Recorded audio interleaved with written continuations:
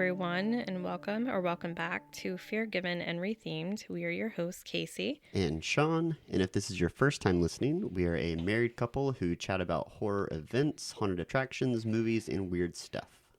In today's episode, we sit down and review the Ring movies. Ooh. We have a very close personal tie to this movie. We do in multiple ways that we didn't even realize before. We actually named our youngest cat Samara. Yeah, she's a black cat, and she is precious. Yes. Can do no wrong. No, she's not evil like the Ring Samara. Samara Morgan. Yeah, she only bites once. I don't think Samara from the Ring bites anybody. You don't know that. Oh, well. Maybe she crawls at people going, ow, ow, ow. I doubt it. No. I didn't see any of that in the movie. All right, so there's 3 Ring movies, if you didn't know. I did not know that there was a third Ring. Yeah, not the best, but there's a third. The third is never the best. Yeah, like, if you have a good starting movie, the sequel is never better than the first. I don't know. Paranormal Activity, I think, proved that wrong. I liked the sequel more than the first one. So, in The Ring, the first one, it came out in 2002.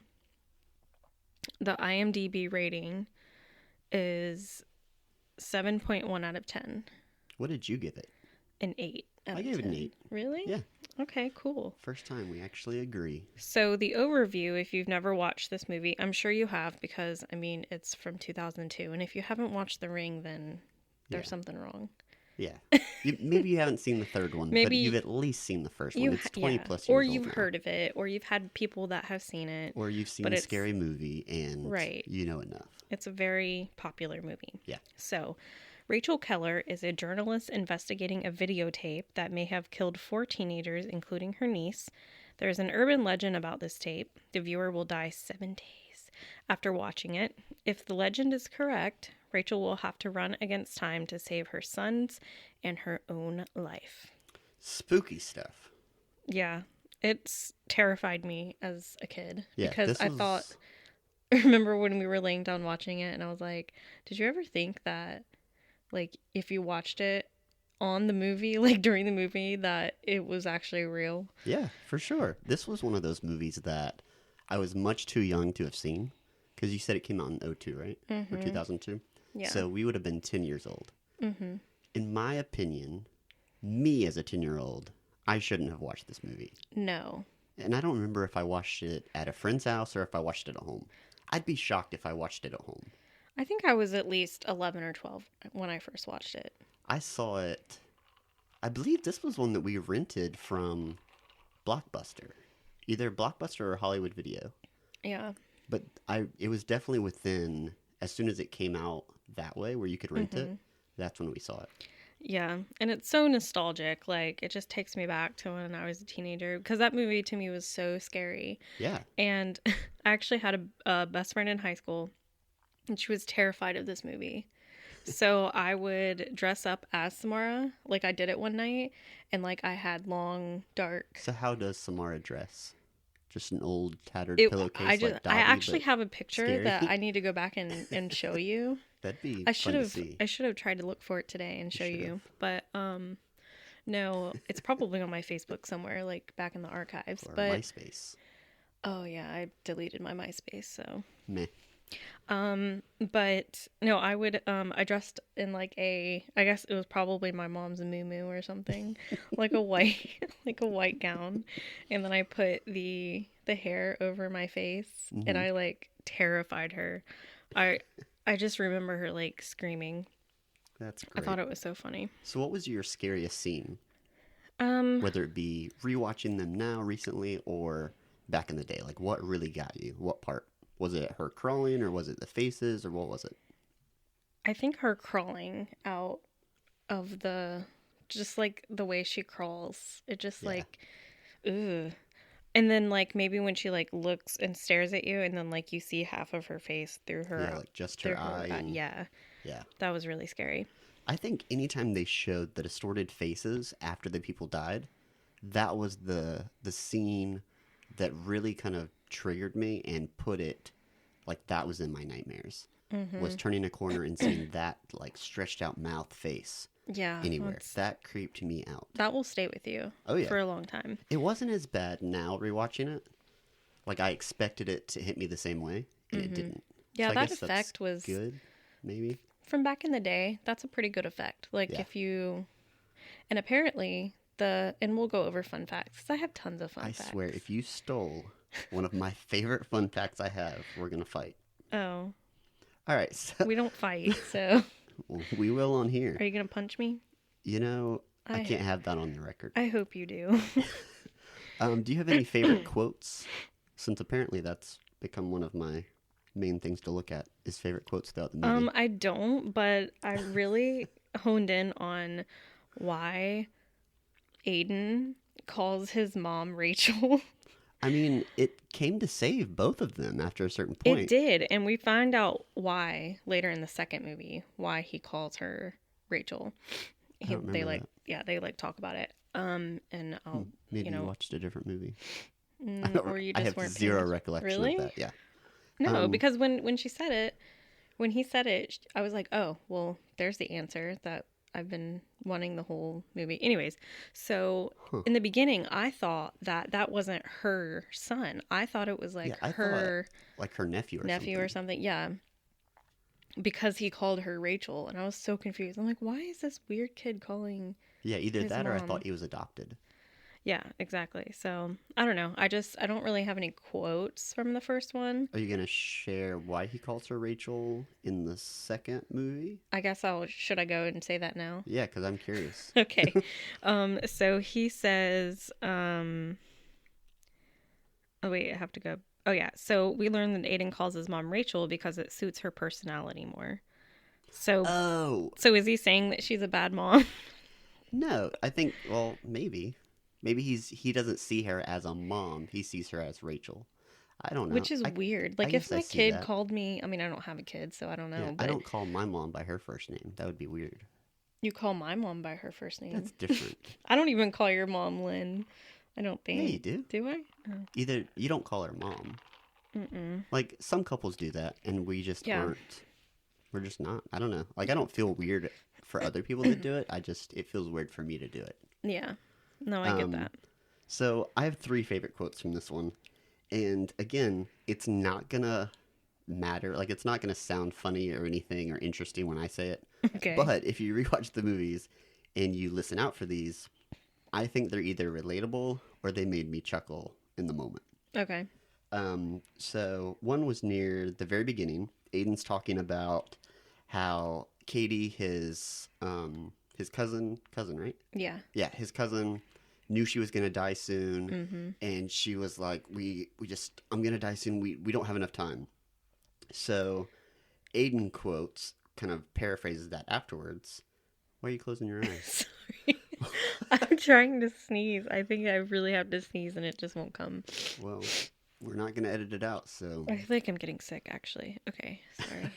So Aiden says a paraphrase of what Katie says, and it's, we don't have enough time before we die.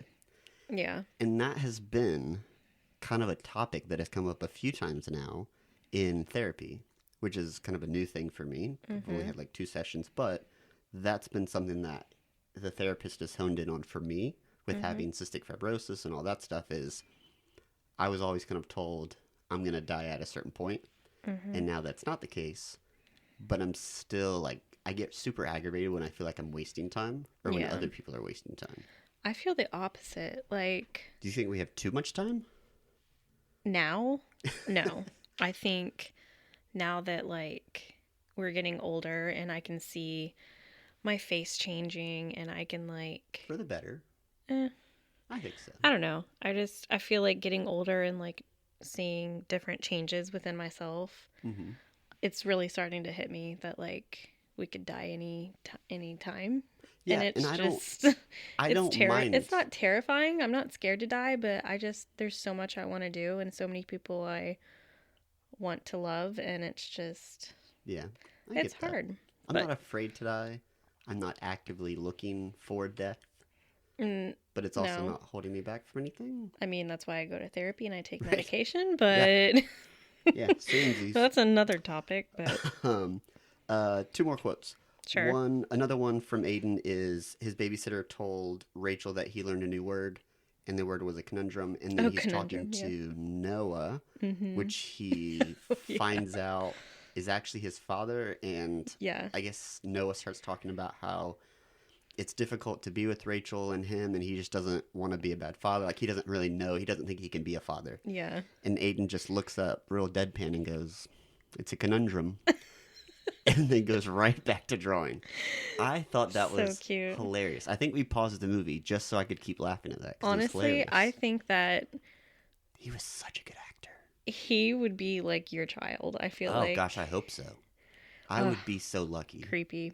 Because is one of your fun facts what Aiden is doing now? No, actually. So I didn't write this down, but we looked it up because I got curious during the movie. So the kid that plays Aiden, and I didn't look up his name to write it down now, but okay. Currently he is working as a U.S. attorney. Oh, I think you did tell me that. Yeah, I told you while we were watching the movie. I forgot. Sorry. So apparently he's very successful at it. Yeah, he's smart. Doing great. I mean, he was a really good actor as a child, so. Yeah. And then my last quote was from Rachel, and it was near the end of the movie, and it was kind of a contextual as to why she thinks Samara acted out. I don't know if you could really call it that. Because it was a little more supernatural. Like why Samara...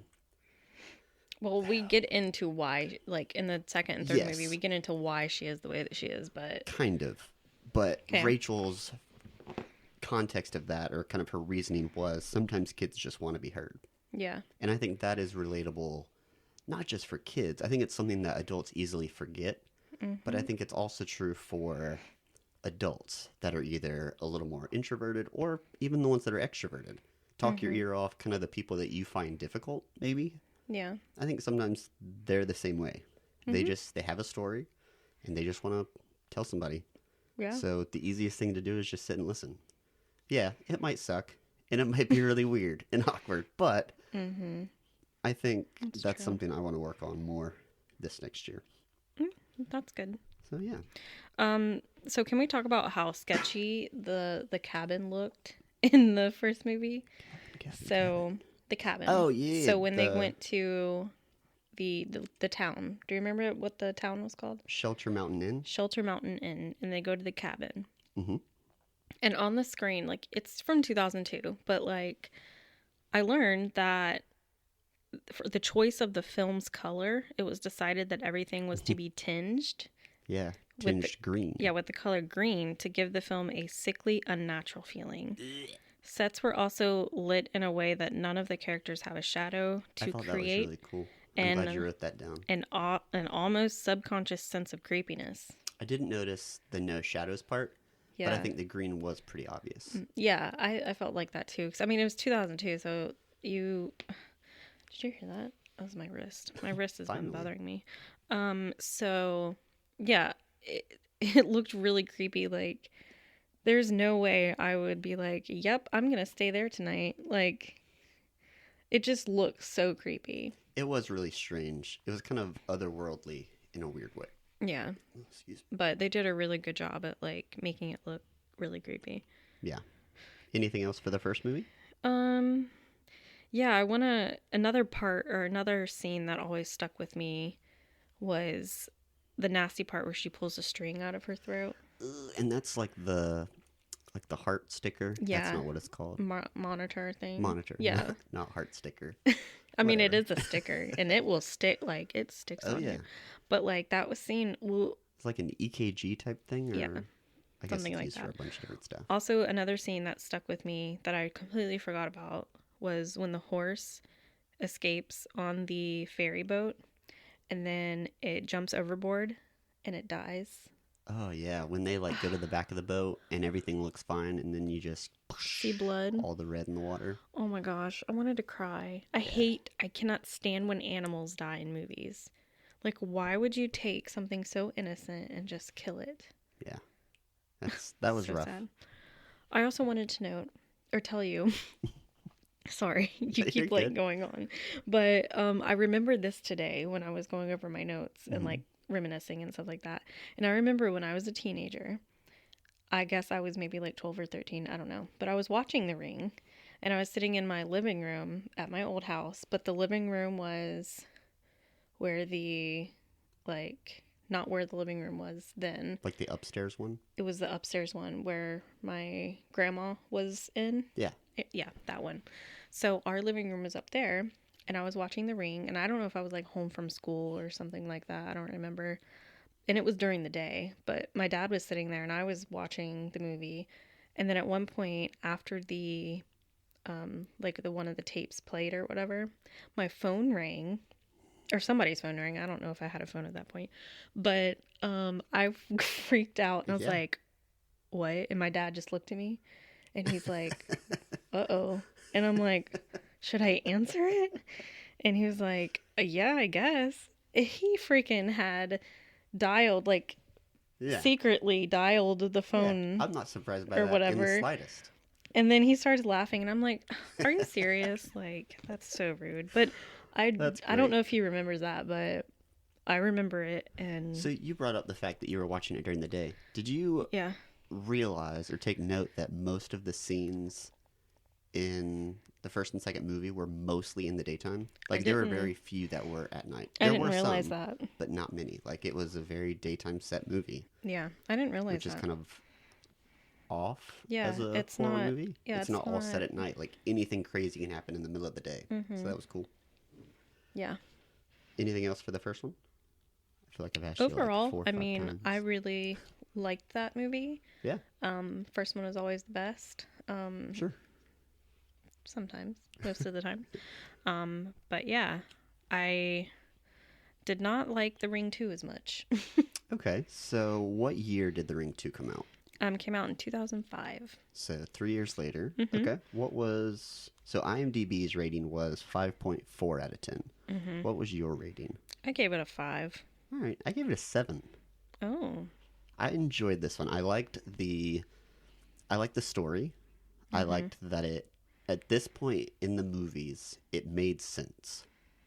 It didn't give me all of the details I wanted for the backstory, but it gave me enough for me to understand and feel like it was semi-realistic. I don't know. Overall, to me, it just was a little boring. The overview. Do you want to read the overview? Yeah, sure. Okay. So for The Ring 2, a high school student named Jake tries to make his girlfriend Emily watch a cursed tape, but then Jake finds out that Emily covered her eyes and didn't watch the tape, and then Jake is killed by Samara Morgan, obviously from the first Ring movie. Rachel Keller learns of Jake's death and finds his twisted body in the back of an ambulance. Rachel then realizes she once again has to save her son Aiden from Samara, the evil ghost child. So the only thing I don't like about this overview is I don't think that Emily was actually Jake's girlfriend.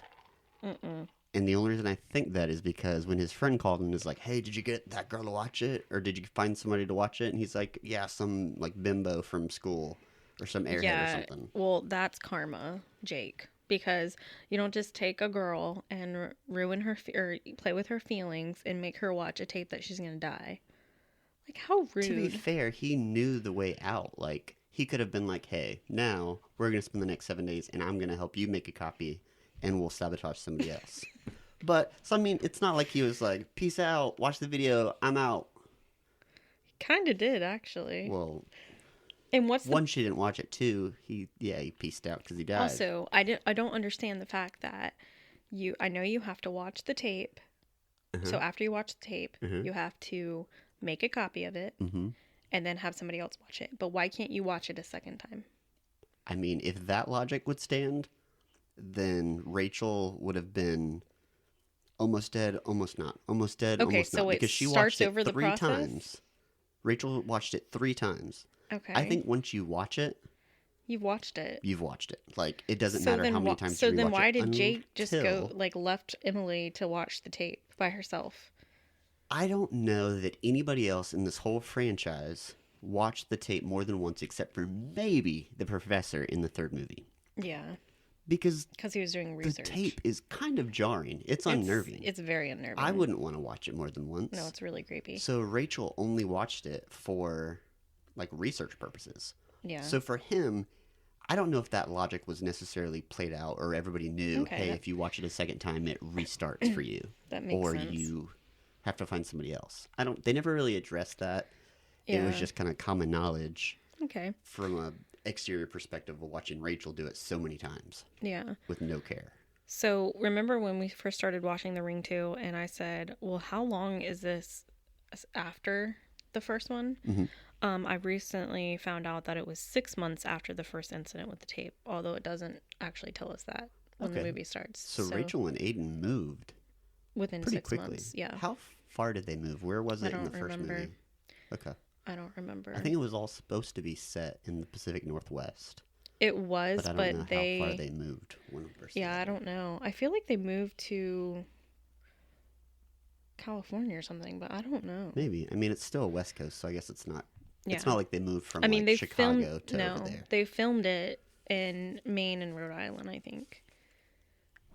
Okay. But yeah. Also, they filmed some in Oregon, but they did, and we'll talk about that. But in my notes, I said, peep the actor from the well-known Disney original movie, The Look of the Irish. That was a really good movie. I know, but the kid is just so, like, you just know who he is. I mean, if you've seen... he would have been good in Final Destination. He wasn't in Final Destination? You know, he might have. I think he looks like one of the ones in Final Destination. Probably. Oh my gosh, if we did Final Destination, that would take forever. There's only like 6 or 7 of them. That's not a lot. I don't know. I really like those. Yeah, so that's good. Probably one. I think there's a newer one coming out, right? I think they're working on it. I don't know. We didn't really. I want to go back a little bit. Okay. So the last few podcast episodes, we've done found footage. So this was kind of our transition point because I really wanted to do The Ring. You thought there were only 2 movies. We researched it, found out there was 3, and we both completely forgot the third one existed. Mm-hmm. So then you finally said, yeah, that's fine, we can do it, as long as we can get all of them and they're not very expensive to rent or anything like that. So this is our transition from, technically, it's a found footage plot. Maybe not a found footage film. A movie within a movie. Right. So there is found footage in the movie. So now we'll be able to... Guess what, though? The next one that we're doing is basically a movie within a movie also, without us even realizing.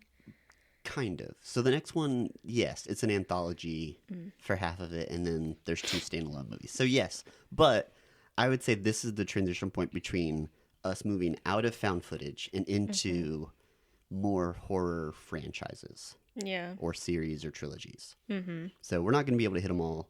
But I thought that was interesting to note because I have been wanting to do this franchise since we started the idea of, I guess, let's just do horror franchise reviews.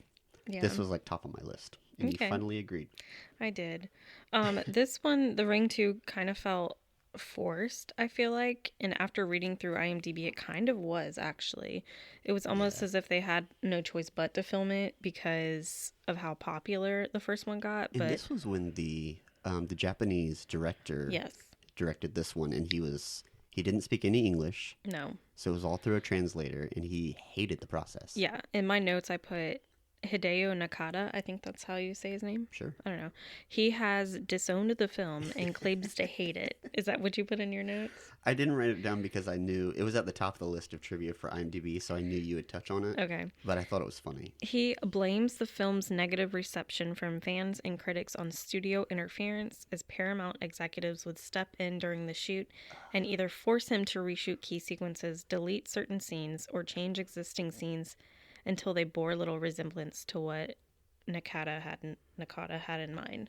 That's super annoying. Yeah, so he was done with it, and he was just like, are you serious? Like, I don't want to keep doing this. I want to say that this is the only U.S. film that he's done.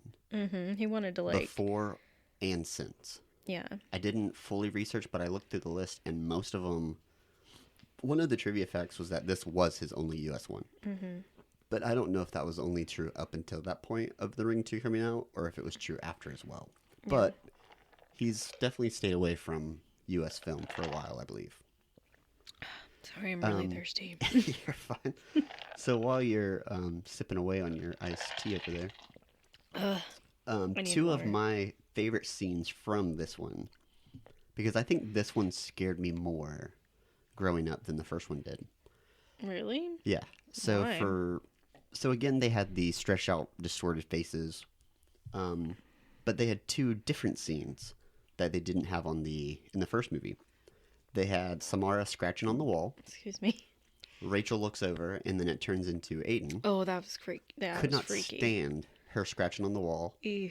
and the whole like. Is that why our handprint on Samara his- scratches on the wall all the time? All of our cats scratch at the wall. I don't know. No, but Samara in particular, she does. She talks to the wall. She goes straight talks to the ceiling. I didn't even realize she'll go up to the TV while we're watching movies, She and does. she'll just start scratching for like 5-6 minutes. She will.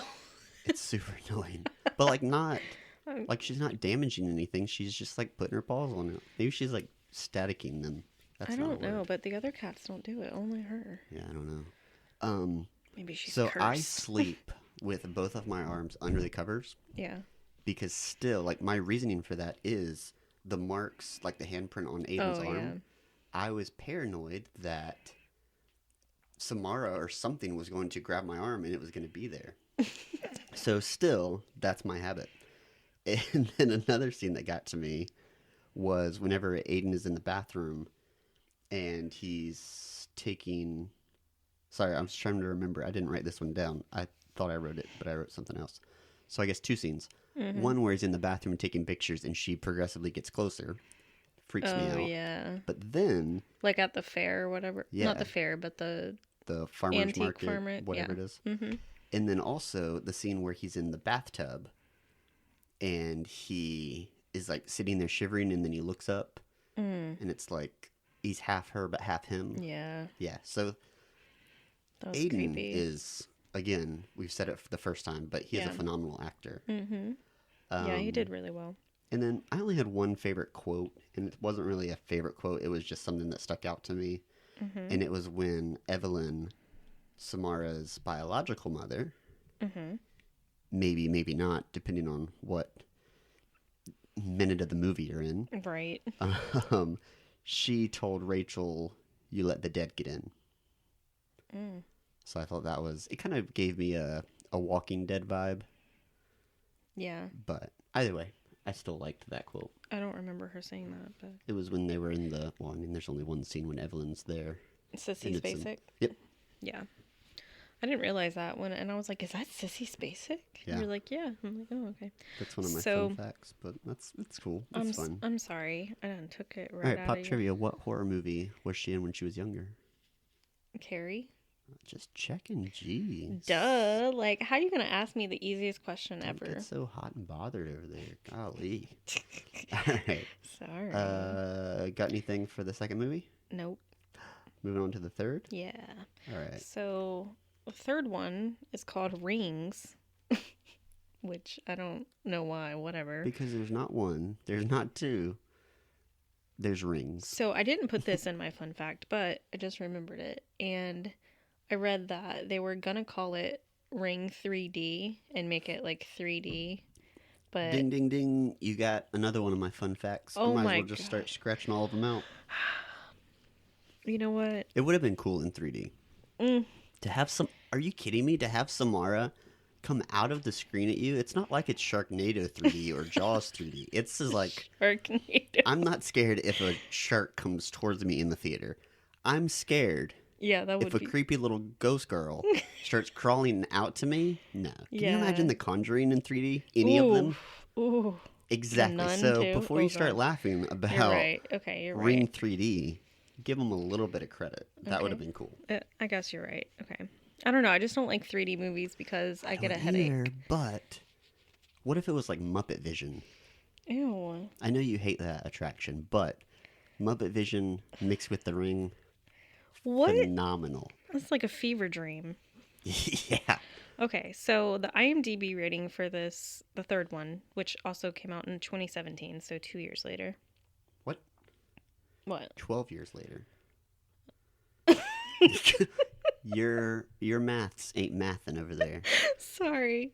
I The thought, second one was 2005. yeah, The third one was 2017. Just checking. Maybe yeah. I misheard. No, my All right, maths so is not not mathing. mathing. So 12 years later.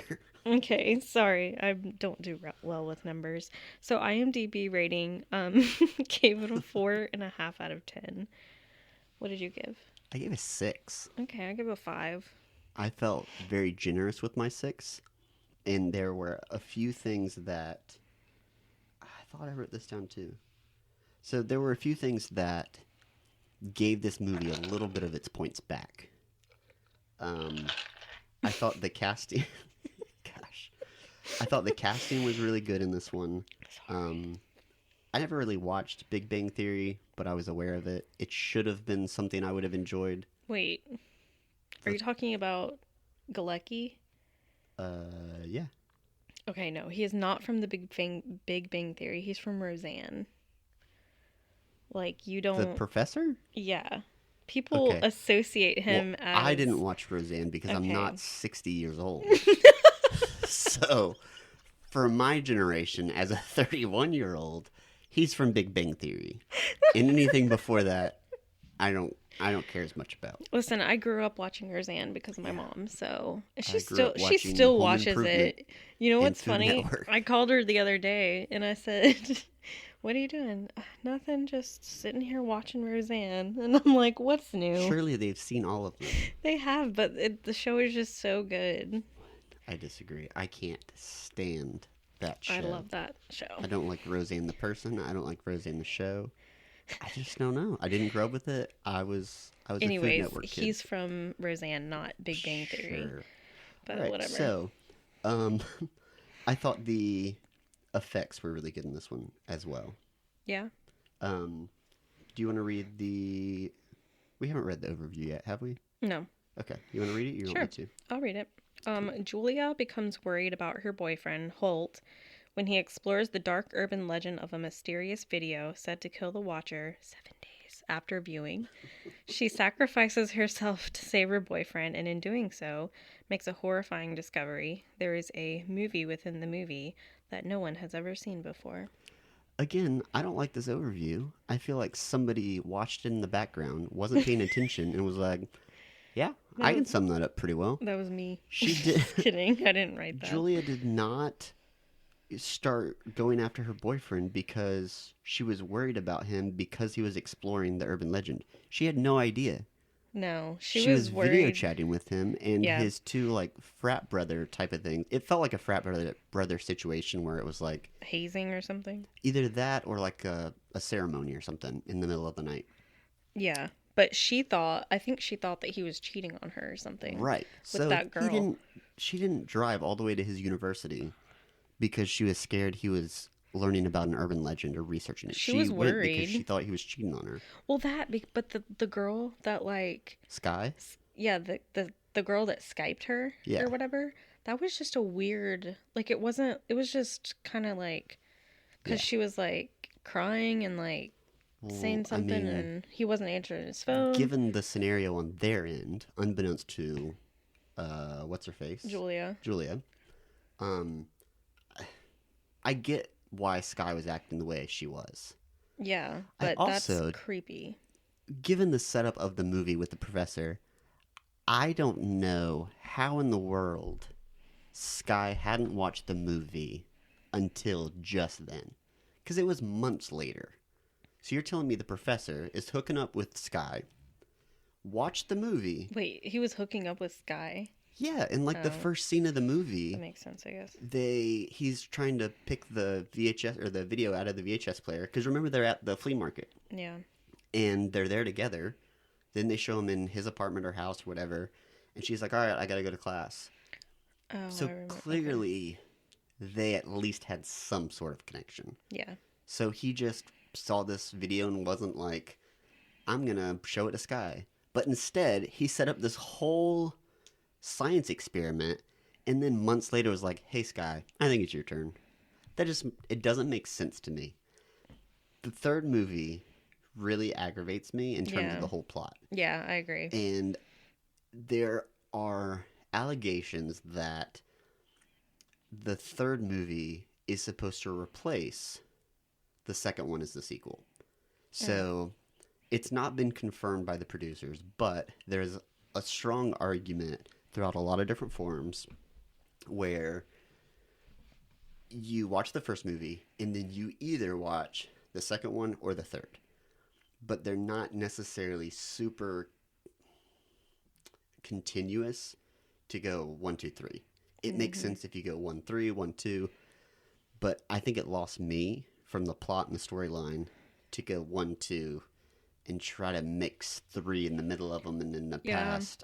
I didn't. It was weird. It was kind of. It was also kind of boring and confusing. It made it a little confusing. Yeah, it was more dramatic and less horror. A little more science fiction, less horror. And I mean, it wrapped up okay in the end, but it gave us more answers to questions like. It also gave me more questions. That's true. Like, why is Samara so evil? Which she had. So, if you didn't know, Samara she wasn't a normal girl. She had a psychic ability called Nensha. And this is, this is based off of the Japanese. Yeah, so the Japanese films came first. Right. If we were better podcasters and we had a better attention span, we probably would have watched the Japanese ones and the American ones. But our attention span is very limited. Thanks, TikTok. Yeah, thanks TikTok and YouTube and Jumpstart as a kid. Jumpstart? You ever play that computer game Jumpstart? Probably. I don't remember. I think I blame my Oh my attention gosh, span on I that. saw a TikTok, side note. I saw a TikTok. Oh, I need to go and look at it. Okay. But remember that you were in science class, or you were like in class, and Remember, we went to very different schools, but keep going. You're right. I went to a public school. He went to private school, Christian private school. Yep. Anyways, so we would watch these videos, and I don't know if they showed them in your school or not, but of like, what was it called? It was like an animal thing, but it was like and it's like the camera would, like fly in and out. Like Soren? Kinda. And it would fly around, and like you would see like a giraffe, and you would see like a bird, and there's music. No, we got textbooks. Okay. That didn't move unless you moved them page to page. Well, I'll have to find that TikTok and show you, because it was very. Okay. It's like one of those things where you think about like a lot. You're like, it's in the back of your mind. It's like stuck in there somewhere. And you're like, oh, I remember that. Yeah. No, we didn't have that. We had. Or like a game on when you like go into computer class. Yeah, we had pinball. We didn't play pinball, but. Anyways, you're. Oh, I'm getting us off track. No. I was saying you reminded me of that. Okay. And I'll have to ask Courtney, because I'm sure she remembers the name of it. I don't remember what we were just talking about. Oh, sorry. Japanese movies.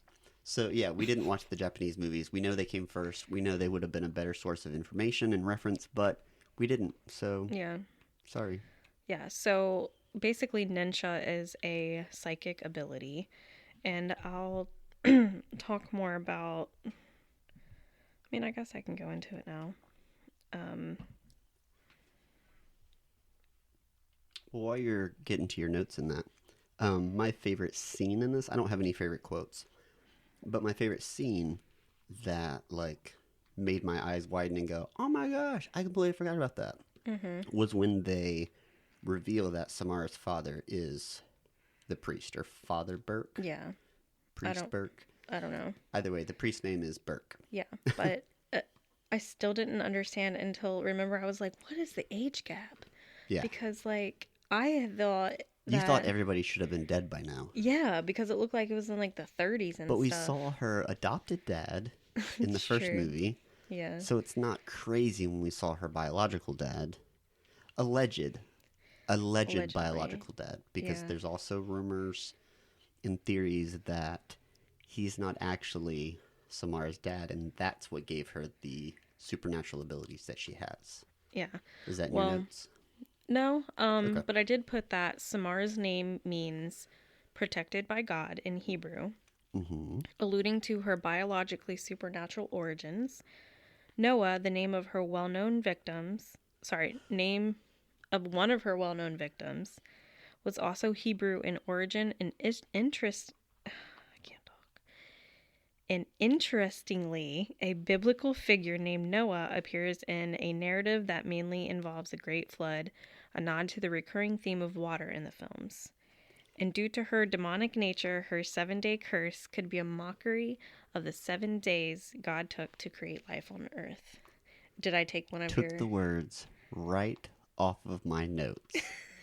Almost verbatim. Although I think I paraphrased in my notes instead of quoting directly from IMDb. Hey, if I link it, then I'm not plagiarizing. Hold on, let me start marking up my notes so I can know what I don't need to say. I like the name Samara, and I never knew it meant protected by God. But anyways, about Samara and why she's so, like, she has this psychic ability. I guess she just, I don't know where she got this psychic ability from, but basically after she died, am I taking all your stuff? No, I'm listening. So basically after she died, she created a curse by imprinting a series of images on a videotape. And if you watch, she calls to warn you that you will die in 7 days. The reason why... She doesn't say you will die in 7 days. No, she says 7 days. So you just have to guess that means you're going to die.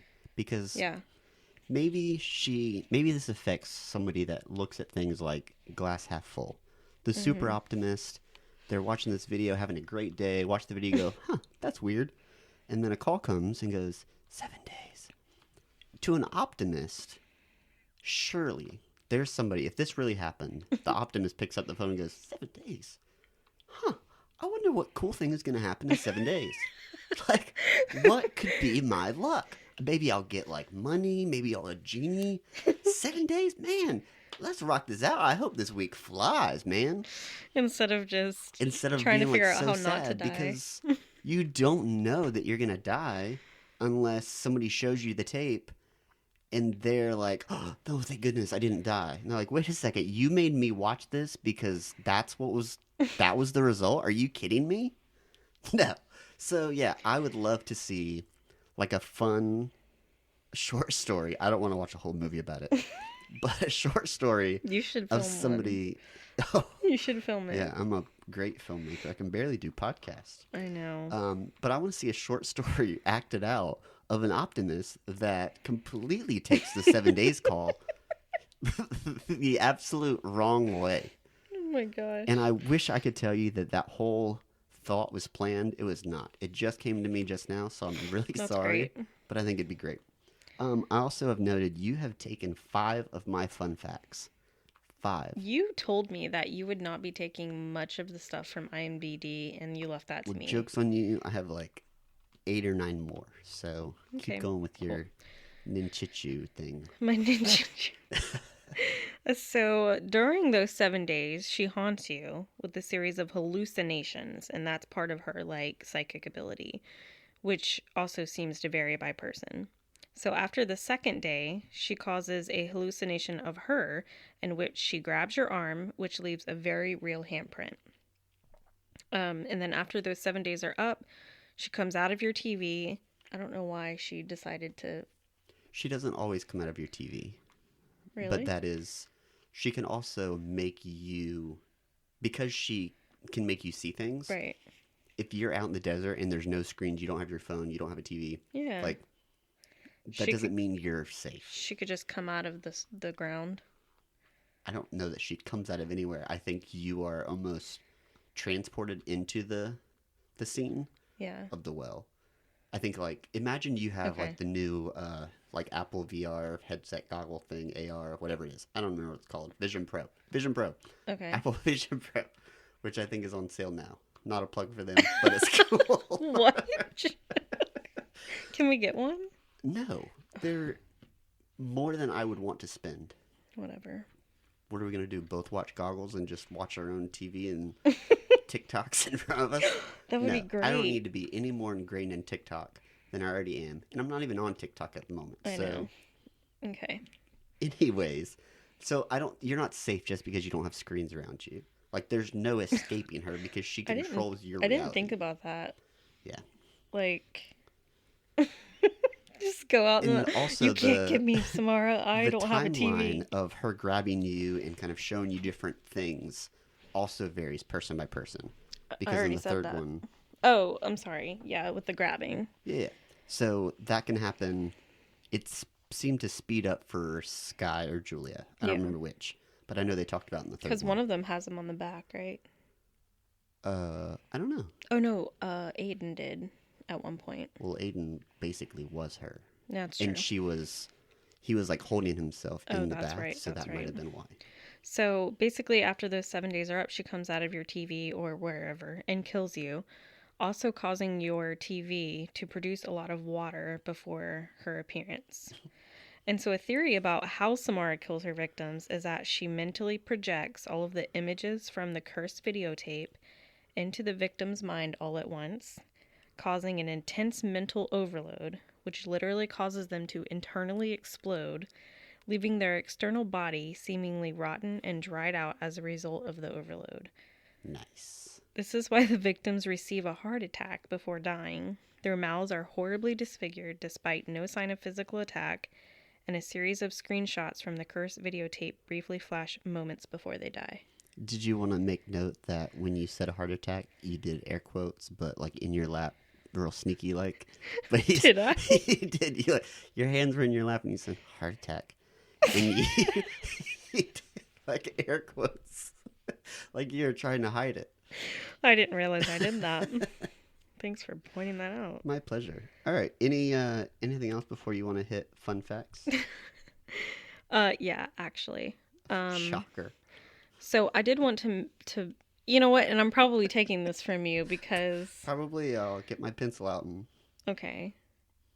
So I just wanted to note that Bonnie Morgan, the actress that plays Samara in the third one, I think she was also in the second one. The second one, because the first one, she was, yeah.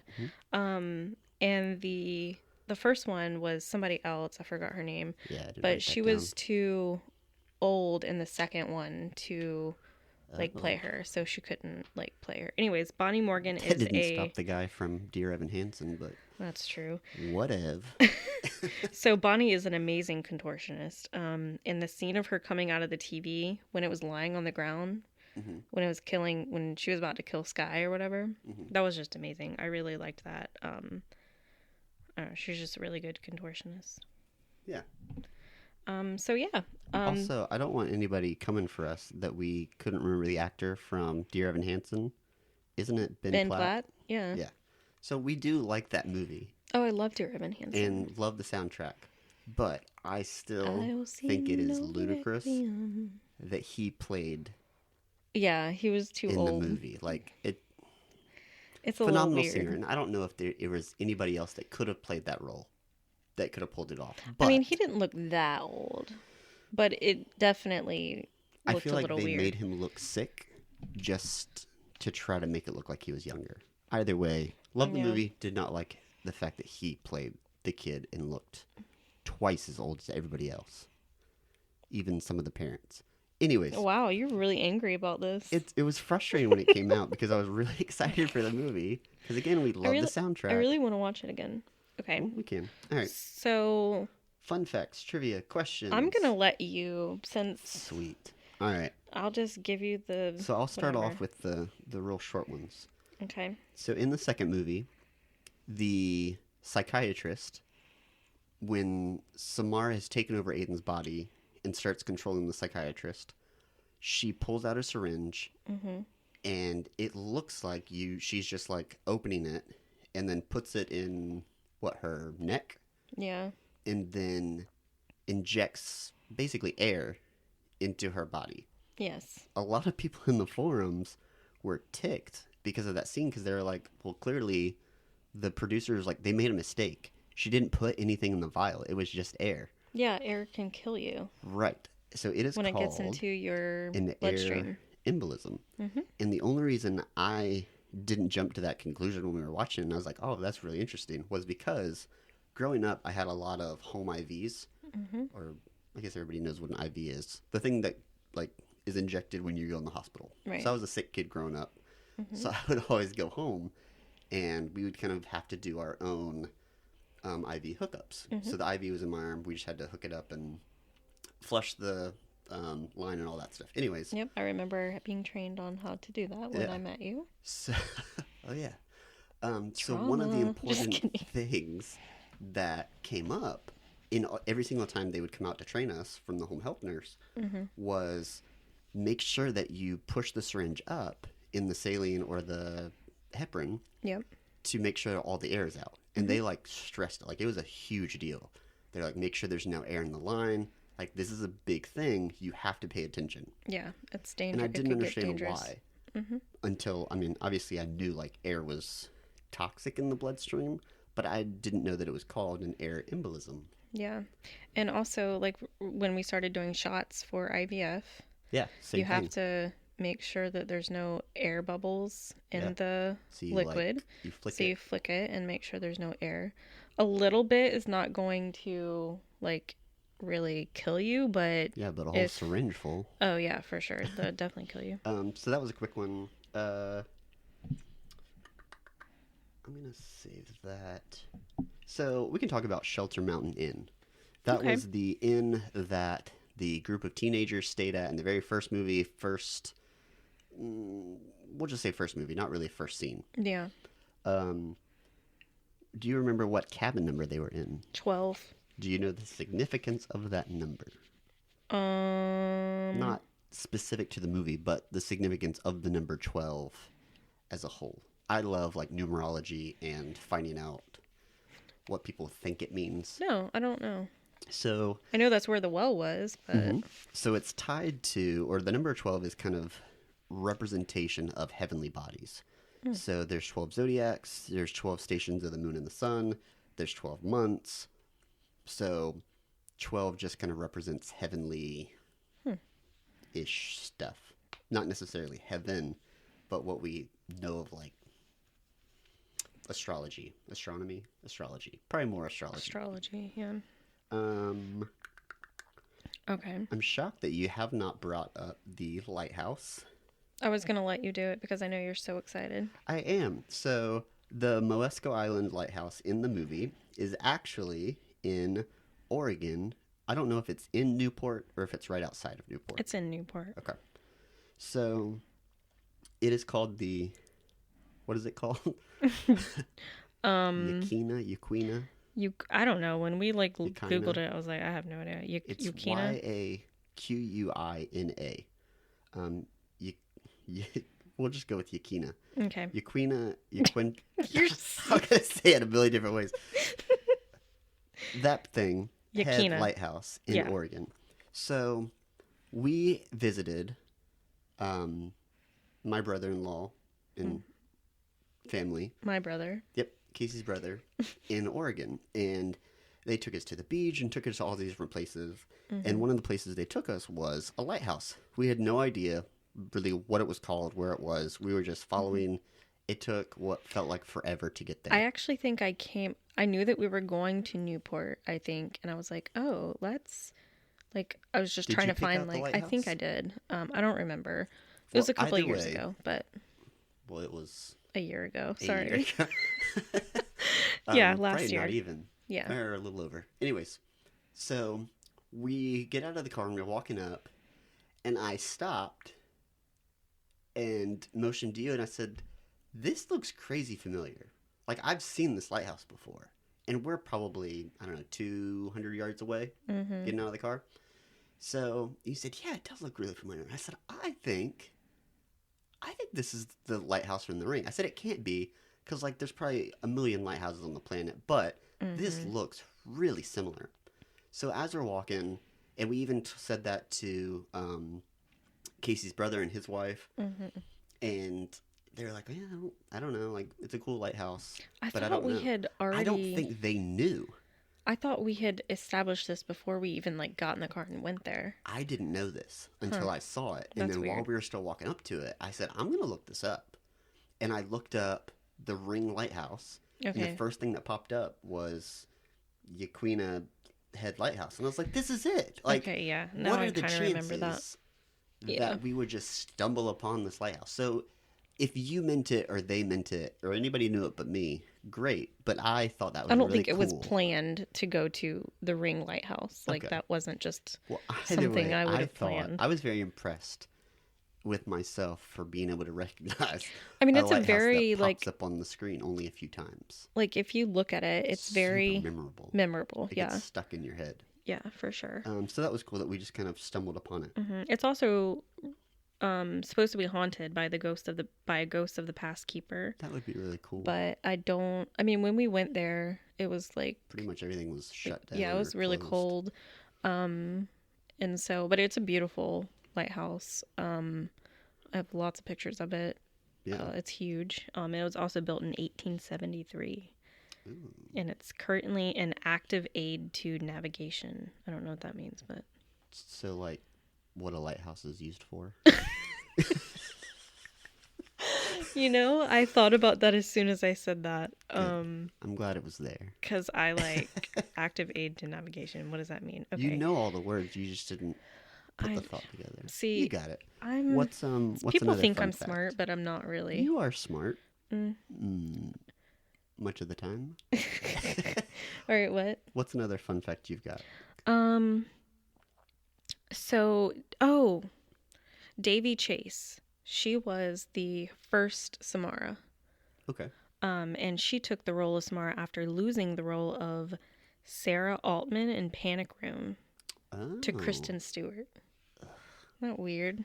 Thought that was interesting. Can you imagine Kristen Stewart as Samara? No, I would no. Just biting her lip the whole time? I can't stand Kristen Stewart. I can't either. The first film was originally, and we've talked about this, so I don't even know why I'm repeating it, but it was originally promoted under the title Ring, like Ringu, the Japanese film on which it is based, but shortly before release, the title was changed to The Ring. I don't know if you said that already. Oh, I thought I did. You talked about rings and it almost being called Ring 3D, but I don't know if you talked about the first one. Oh. Okay. In the first movie, the death of Katie and all of her friends is listed as 10 p.m. However, 10 p.m. is the time it says on the clock when Katie's mother rings the house to check on the girls. Given the amount of time it takes Katie and her friends to go downstairs, answer the phone, Katie talking to her mom, pour herself a drink from the fridge, discover the televisions that turns itself on, turn it back off, go back into the kitchen, and then head back upstairs when she suspects that something's wrong, it definitely would have not have been 10 o'clock anymore by the time she finally died. How often does the newspaper specify down to like 10:02? I mean, I think they just rounded to 10. What does it really matter if you're going to add even 10 minutes? What are they going to say, 10:10? 10:10. Nobody's... Nah, I don't think that's a big deal. Whatever. Do you know who Naomi Watts, the girl that plays Rachel, do you know who she is recently married to? Yes, you told me this. I don't know his name, but he's a very good actor on one of our favorite shows. And one of my, actually, not one of, my all-time favorite movie he plays in. I didn't realize he played in that movie. Yeah, he's the son. So, Naomi Watts recently, just last year, had a really small, like, closed-door wedding with Billy Crudup. I don't know if I'm saying his Crudup, like crudité. I don't know. I don't know. Anyways, so he is in the Apple TV show, The Morning Show. That's the second Apple plug. Mm-hmm. And also Sponsor in my us. favorite movie of all time, Big Fish. Yeah, I don't think there's a better movie out there. That is my number one of all time. It's all right. I could watch that movie on repeat for like a week straight. And I have. I've watched it every day. Have you? When I was working from home, I would put it on the background and just let it keep on cycling. A comfort movie. Yes. Yeah. Do you have any other fun facts? Because I have several. Yeah, I do. Okay. So in the second movie, Naomi Watts was disinterested in filming the sequel after seeing the script, but begrudgingly appeared in the film due to contractual obligations. So she didn't want to be there. Nope. The director didn't want to be there. Nope. they probably just shouldn't have made it. Right. They could have filmed all the things with just Aiden, I think.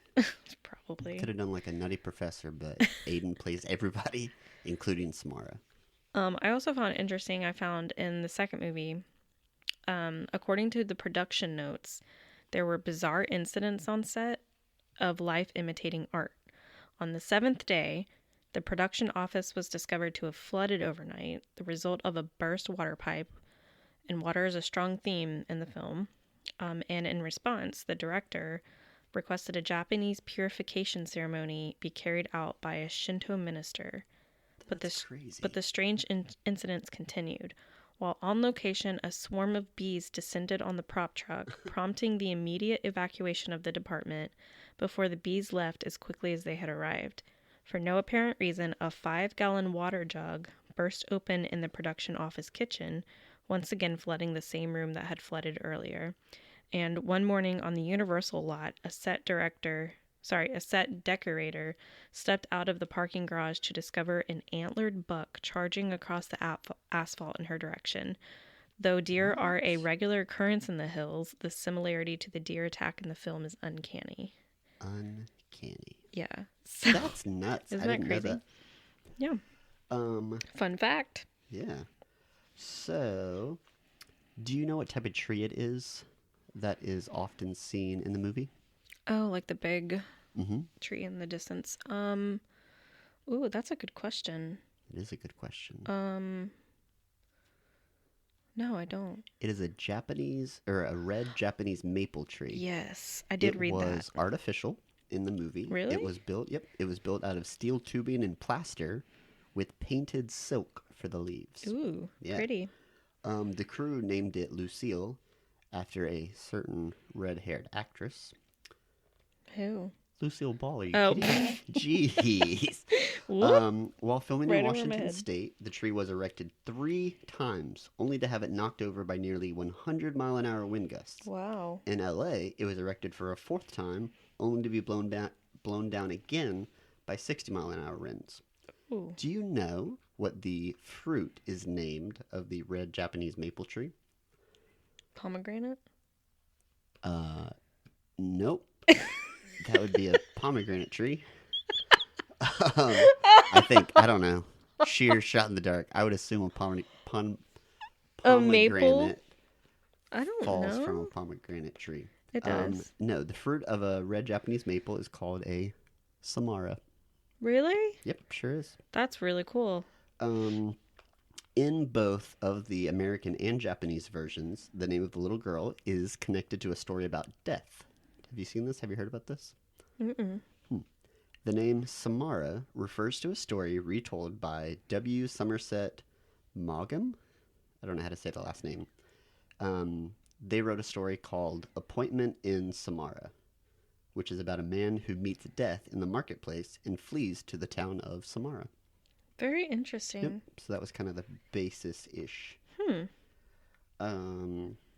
Any other fun facts over there? I've got 2 more, I think. Yeah, I have 2 more. Okay. In the third movie, the cicadas, which are the annoying little... Are they kind of like grasshoppers or locusts? They're kind of. Yeah, like locusts. Okay. A plot element not featured in the first 2 films is a reference to the Japanese myth of the cries of a cicada, which was a bad omen for tragedy that was about to strike. I thought that was really cool. Is there a follow-up second half of that? No, I have another one that's completely different. So there were some arguments online about cicadas, not being native to the Pacific Northwest. Mm-hmm. But I believe that is false. They're there. They're not as... they're not as prevalent over there. And I believe they're also smaller. Do we have cicadas here? We have annoying grasshoppers. Probably. I have no idea. I don't know. They look like big cockroaches. Biology was never... I just didn't care about it. I don't know. Interesting. So yeah, I don't know. But that was... They're not as common as the movie made them out to be. Like, there wouldn't necessarily be a huge exhibit of it. Right. I mean, and the fact that it's a Japanese myth of... Yeah. cicadas. That's probably why it's that they like made it a thing, you know. My last fun fact was that in the third movie, according to the special makeup effects designer of the film, R.N. Tuenton, I don't know. It took about 6.5 hours to complete Samara's makeup, and her costume featured a water rig under the dress that allowed the character to constantly drip water. That's cool. That is really cool. Which movie did you say that was? I thought the third one. Okay. So do you know who did the makeup effects in the first two movies? I had their name, but I don't know his name. Why? So, what is our favorite show at Universal Studios? Rocky Horror makeup. Not Rocky Horror. The horror makeup show. Rocky Horror Picture Show. Yeah. But yes, the horror and makeup show. I always get that confused. That's all right. So, do you remember the name of the famous makeup artist that is featured in that show? Like, because I don't think they ever really changed the script or the base. Oh, no. Rick Baker. Oh, yeah. So Rick Baker did the makeup effects in the first two Ring movies, retired, so was not able to do it for the third movie. Oh, okay. Yeah, I did read that. Do you want to, do you remember anything else that Rick Baker has done? So I wrote down a few. This isn't near the full range of everything he's done. I think he did, what was it? Maleficent? Maybe, but that feels too recent. Okay. It's not one I wrote down, but I'm not saying it's not there because his, not allegations, his portfolio, I don't know, his experience is incredible. So the few that I wrote down are Jim Carrey's The Grinch, The Nutty Professor, Harry and the Hendersons. Did you ever watch that? Yeah. That was a good movie growing up. And several more. We had that on VHS. It's a good movie. Fun fact. So yeah, I thought that was really cool. As soon as I saw that in the trivia of Rick Baker, I was like, I know that name. That's so cool. Very talented individual. Yeah. So the last thing isn't really a fun fact. It was just a frustration on the third movie. And it was the plot hole between Evelyn being kept prisoner underneath the church. Yeah. And then all of a sudden she's at the hospital having the baby. And then all of a sudden she's at Mary Magdalene's women's shelter. And she's trying to drown the baby.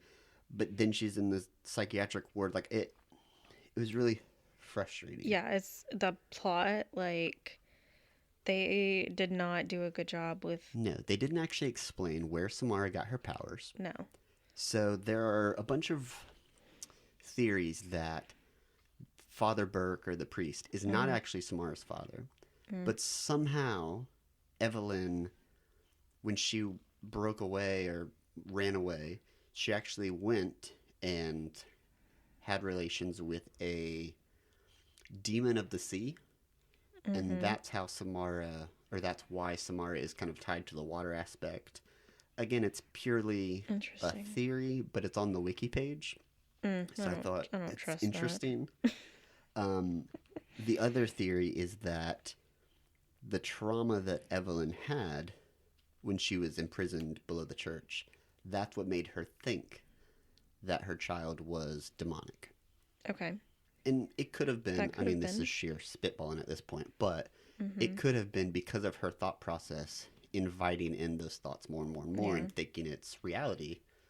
Maybe a demon really did kind of... Well, she also could have had really bad postpartum psychosis, too. Yeah, there's a ton of different things. So I'm still frustrated that after all three movies... I know. we don't actually have an origin of Samara. And maybe the Japanese movies clear that up. Yeah. But for the American ones, I don't feel like they did a good job. Maybe it's for us to decide. I don't know. Maybe. Because there's so many different options.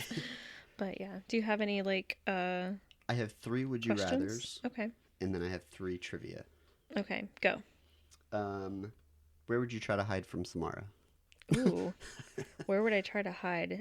That's not... Probably, well, she can climb really fast. And yeah, she can. So, I mean, not as fast as Rachel. Almost as fast. I don't know that I could hide from her. She can literally get anywhere.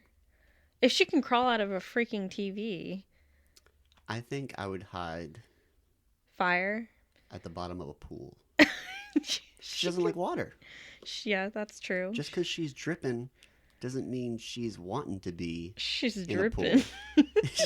she has a whole like wetsuit underneath her. Well, wouldn't you be moo-moo. scared of water if you were Drowned? Yeah. She wasn't drowned. She was like pushed in the bottom of a Whatever. well, and it took her 7 days to die. Yeah. So All right. So, I mean, I don't know. I don't think you can hide from Samara, but I you thought, can't. it's kind of like that. If a zombie apocalypse happened, where would you go? Yeah. And that's a whole. I'm not getting into that because I have a whole plan. Okay, But, come on. Let's just go to the next question. so, would you rather spend 7 days in a well, or have to find someone you knew and loved, and you had to have them watch Samara's tape? Obviously, the same movie rules apply. Like, they die if they watch it, unless they make a copy and they put it on somebody else. So would you rather spend 7 days in a well and die, almost for sure, or you have to have one of your loved ones, like really close loved ones, not like a cousin that you haven't seen in years, but like your mom or dad or your brother? No, I would die in the well. Yeah, me too. I wouldn't put that on my family like that. Yeah, that's fair. It's admirable of you. Thanks. All I'm trying right. to be better. Last, would you rather? What's a better name, Aiden for a boy or Samara for a girl? Boy, you know that answer. Samara for a girl. Okay, you don't like Aiden? Mm-mm. Oh, I like Aiden. Nah. Aiden Cash Wiggins. That'd be cool. No. Put that in the note. Jeez. All right. So 3 trivia facts. 'Kay. Do you know who wrote the musical score for the first 2 movies? It was a really good score. Was And it- I'm always drawn to the soundtracks, so this one was interesting because I guessed at it before I looked it up. I feel like it's Hans Zimmer, but no. Can you tell me another film that you think Hans Zimmer has composed for? It's not a horror film. Well, I know that he did The Holiday, I didn't know that. So it is Hans Zimmer. You Okay. are correct. and I love Hans Zimmer. It's Do one of you? my favorite. Yeah. Yeah. Can you tell me any other movies that he's done other than The Holiday? There are so many. Yeah, ridiculous. So I wrote down just a few. Interstellar, which is a huge one still. Yeah. One of the more recent ones. Inception, which could be, I don't know. That's borderline thriller versus horror, but Yeah. it's in the realm. Suspense, I think. Yeah. Pirates of the Caribbean. Oh, yeah. Huge one. And The Lion King. Oh, yeah. I didn't know that. In my head, I either thought it was Elton John just did all the stuff, which he did do a lot of performances on, but he didn't necessarily write the soundtrack. Yeah. But I also thought it might have been Alan Menken Oh. that did Hercules and Little Mermaid and basically all the greats that I love from Disney. But no, it was Hans Zimmer that did Lion King. Hans Zimmer has a song from The Holiday that is like my favorite score of all time, and I'm trying to find the. You can go on to the. I will listen to it later. Yeah, I'm just trying to find the song, like All what right. it was called. So, one is kind of a trivia question. What was the name of the professor's experiment in the third movie? Professor's Experiment. I know that he called it a tail. No. Well, he did. He called the person that was supposed to watch the video A tail. so that you were safe a tail. I don't remember it. The name of the experiment was the Samara Enigma because he didn't understand it. Gotcha. Well, neither do I. So. So the last trivia question I've got is, they kind of talked about it in the first movie, I think. Mm-hmm. So walking underneath a ladder.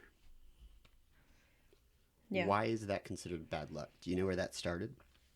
I don't. So it was started in the Middle Ages. So when you have a ladder leaning up against something, or even kind of an A-frame ladder, what is the shape that it makes underneath the ladder in both cases? An A? Okay, A's not a shape. But what shape is the letter A? A triangle. Yes. I did not mean this to come across as like an elementary lesson, because you answered triangle like a toddler. Babe, our whole life, I am the toddler and you are the elementary school teacher. One of your names is Todd because of that. Anyways, so yes, good job. It forms a triangle. Thank you. So, in Middle Ages and still now, triangle has symbology towards of the Holy Trinity, Father, Son, and Spirit. Mm-hmm. So, very biblical based and Christianity based. So, the concept of walking underneath a ladder in the Middle Ages, it was thought to bring bad luck because it, quote unquote, broke the Holy Trinity.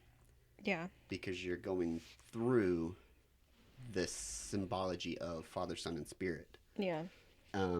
So because you broke that shape or kind of that portal type thing, it was considered bad luck. Well, I don't believe in superstition anymore. You're not even a little stitious? No. Not even a little stitious. So, yeah, I thought that was a cool find. I was really curious when I saw the ladder, and it had almost nothing to do with the movie other than the movie had a ladder in it, and I thought, and it's like the tallest ladder ever. Why is that considered bad luck? That's interesting. I didn't look up the black cat crossing in front of you, but I feel like I've looked that up before, and it's just the connotation of black cats being tied to witches, and witches cast curses. So, seeing a black cat rock across you, a witch is probably close by. Blah blah blah blah blah. I don't really believe in that stuff anymore. Yeah, and that's so yeah. That's all I got. Cool. Wish I had more. Maestro. Oh, Maestro. I have one more fun fact. I'm sorry. Maestro is the holiday song by Hans Zimmer, if you want to go listen to it. Anyways, what? All right. I used to run to that song. I completely skipped my favorite fun fact. So, Shelter Mountain Inn. Yeah. Did I tell you where that is or what it is? Mm-mm. So, it's in Bellingham, Washington. Ooh, okay. The real name is Camp Firwood. Interesting. And it is, drum roll, it is a Christian summer camp. Really? Yeah. That's so cool. So I don't know if they are allowed to stay in cabin 12 with the safe or hazard of a well being underneath the floorboards. Is there a well for real down there? No. I have no idea. All I did was I looked up where was Shelter Mountain Inn filmed, and it was filmed at Camp Firwood, which is a Christian summer camp in Bellingham, Washington. And I thought, there's no way cool. Casey's going to find that on IMDb, because I didn't find it on IMDb. I found it on a rabbit trail funded by my own time on Google. Oh, funded by your own time. Okay. Yeah. Sure. All right. Just kidding. And that's all I got. Yeah. Okay, that cool. Was fun. I really liked this trilogy. Yeah, it was I'm excited for what comes next, even though... I'm excited too, however... We started watching movies for the next episode, and it's dark, it's gory. A little scary. It's scary. Heavy. Yeah, it is heavy. But that's all I've got. Do you have anything else as we move on out of here? No, I don't think so. Thanks for listening, guys. Let us know what you think about The Ring, even though you probably won't, but that's all right. So optimistic. We're still here. Just chugging along through life. Yeah. But yeah. So subscribe, love all the stuff. Bye. Bye.